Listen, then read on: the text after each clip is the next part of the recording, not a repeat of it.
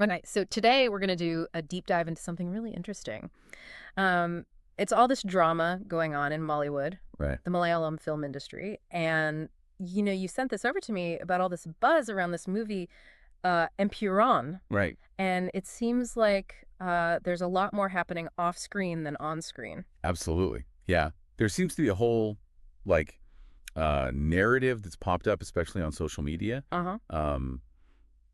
And it seems to put Prithviraj Sukumaran kind of right in the middle of it all, Yeah. like regarding how the film was made. Okay, yeah. So it's almost like a mystery. Yeah. But instead of like figuring out who did what, we're trying to figure out like what's actually going on behind the scenes. Exactly what's really happened. And we've got some like key voices in this. We're going to be looking at Prithviraj's mother, Right. the legendary Mallika Sukumaran, and then this kind of unexpected entry into the whole conversation by director Major Ravi. Right. And then there's this talk about the film potentially being re-edited and recensored. Yeah.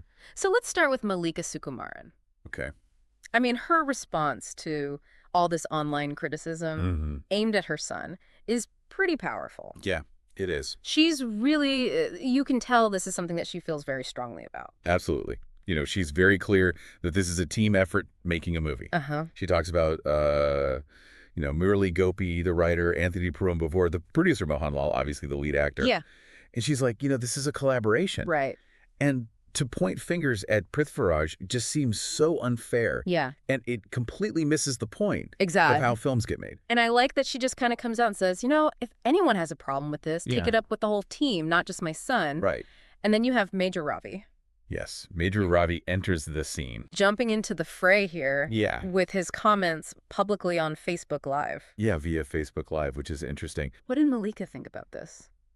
Well, she seemed a little bit like taken aback by it. Yeah. And also questioning, his motives. Yeah, like, why are you even getting involved? Yeah, exactly. She points out that neither Mohanlal or Anthony Perumbavar have come out publicly and said anything negative about Prithviraj. Yeah. So she's like, what's going on here? Yeah. Why is he getting involved? Right. Like, what's his angle? Yeah. And, almost she even hints that, maybe he's just looking for attention. Uh-huh.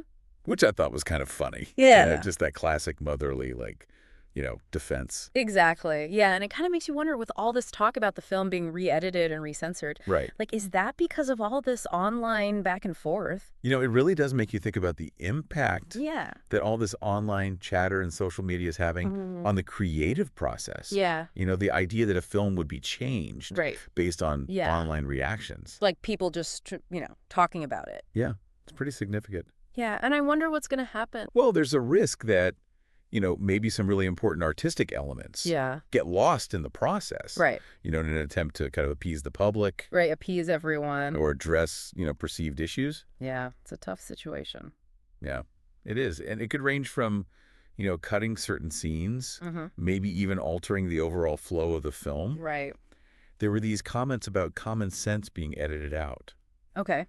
Which I thought was interesting. Like, are they literally editing out common sense from the film? Wow. Yeah. And it really makes you think about the big picture here. Like, why is everyone so quick to, point the finger at one person when it comes to film, Well, I think if you look at it broadly, maybe it's because it's easier to focus on one person. Right. Than to deal with all the complexities that go into making a film. Yeah. It's, we want a clear cause and effect. Yeah. We want to be able to say, oh, this is why this happened. Right. And this is whose fault it is. Yeah, and it's easier to blame one person than, a whole system. Exactly, and that satisfies our need for a simple narrative. Yeah. Even if it's not the whole story. Even if it's oversimplifying it. Right. And it's almost like all this controversy itself becomes a form of entertainment. Absolutely. Almost overshadowing the movie itself. Right. It becomes its own kind of drama. Yeah, a real-time drama. Yeah, exactly. A real-time drama playing out online. And, with Empuraan, this really shows just how much scrutiny these filmmakers are under in today's world. Absolutely. And especially with, everything being so digital now. Yeah. And social media and everybody having a platform and being able to comment. Yeah. So just to kind of recap. Yeah. We've got a mother fiercely defending her son, an unexpected voice entering the conversation, and a film that might actually be changed because of all these discussions online. Yeah. So it really is kind of a microcosm of all the pressures and judgments that people in the film industry are facing right now. You know, it really leads to an interesting question. Yeah.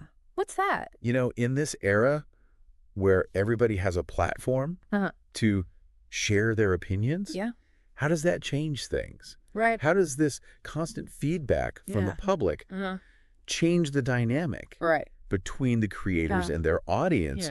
Does this pressure actually influence the art that we all consume? And is that a good thing? Yeah. You know, where's the line between having a collaborative artistic vision and then this idea of like individual accountability that plays out in this very public online court of opinion? Yeah.